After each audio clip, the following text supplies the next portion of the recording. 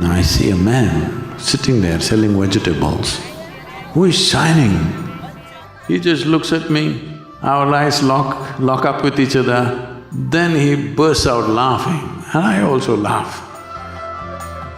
Then he's telling me his story. This is one thing that human beings have not come to terms with. If you become conscious of this, all the tremendous possibilities of being alive will become yours.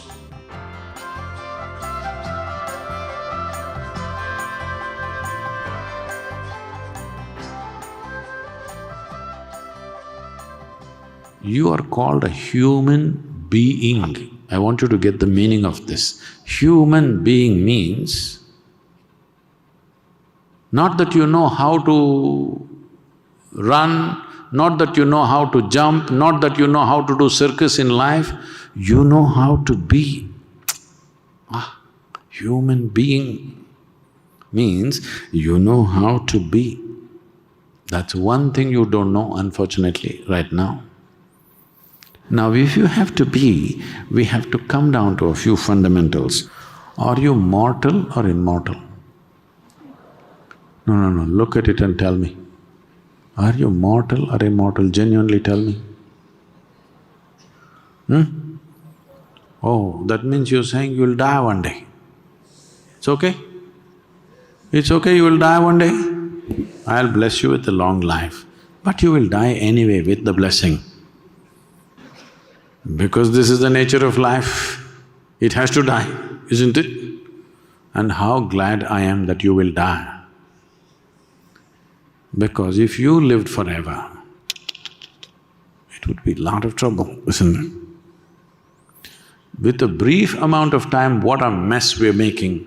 Suppose you would not die, oof, total mess, isn't it? It's good to die. Hello? Is it good to die?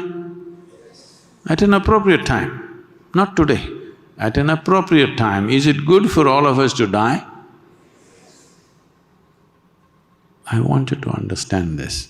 This is one thing that human beings have not come to terms with. If they just learn to handle their mortality gracefully, life opens up in tremendous ways. Right now, yes, Sadhguru, but my horoscope says I will live till 90.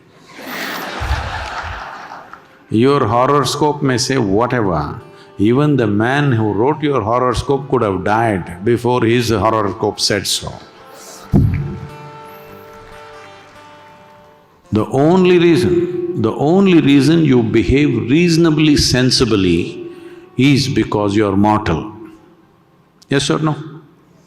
If you were immortal, what all you would do, oh my God. When you're driving in Kolkata, there are some immortal people crossing the street.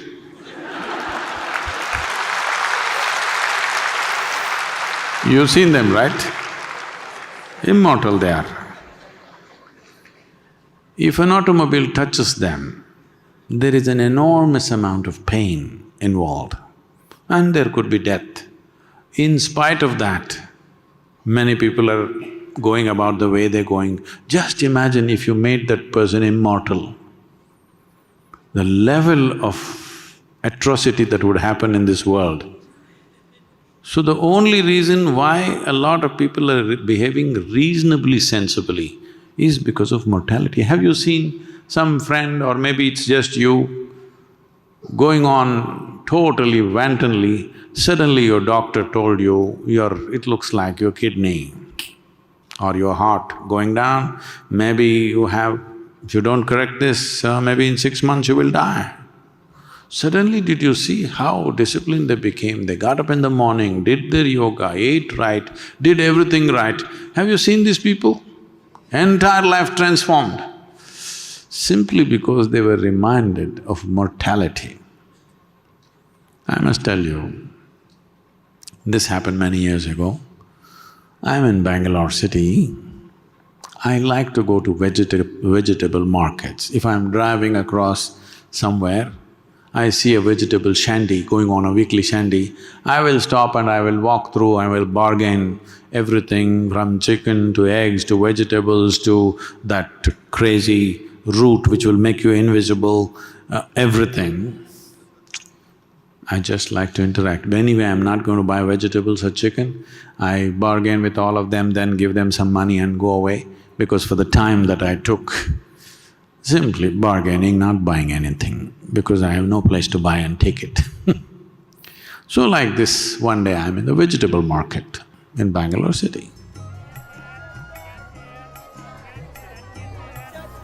Then I see a man sitting there selling vegetables. Who is signing? I just look at him, my God, what the hell is he doing in the vegetable market? He just looks at me, our eyes lock up with each other. Then he bursts out laughing and I also laugh. Then I walk up to him and say, what the hell are you doing here? And he said, come, come. He opened up his little vegetable shop and asked me to sit down. So both of us sat in the shop. Then he's telling me his story. He was doing his normal life, wife and 2, 3 children and whatever. One day he fell ill, then so ill that they admitted him into a government hospital, a general ward. They put him there. Every day they thought he will die, but he did not die. Every day they thought he will die, he did not die. 2, 3 months went on, then there was no space, so they put him in the corridor outside, because this guy doesn't live, doesn't die. So after about 3 months, his wife stopped coming, she lost her patience. How long to come and sit with him, this fellow doesn't live or die? 4 months or little more than 4 months, he was lying down there in the hospital corridor. Somebody was throwing some scraps at him and he did not know. Every day he thought he will die today, but he would recover the next day morning. Again he thinks he will die. It went on like this. After 4 months, slowly he recovered.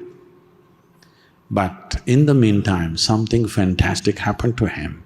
Everything just blew. Every day he thought today is the last day. And then he opened up, shining, blissful human being. Again back to vegetable selling, wife gone, children gone, everything gone, above all he is gone. Just staying in contact with mortality for 4 months did this to him. This is important. You must stay in touch with the mortal nature of who you are. This looks like a bizarre thing, oh, why is he talking about death, we want to live. What you don't understand is, I can say right now that you're living, or I can also say you're dying. You're actually dying. One day the process will be complete. Yes or no? Hello? They're just 2 words for the same thing, isn't it? Right now we're dying slowly. One day it'll be complete. Today it's on. Is it on or no? Today the death is on or no? It is on. So what you call as life and what you call as death are not 2 separate things. It is one thing happening. If you become conscious of this, all the tremendous possibilities of being alive will become yours.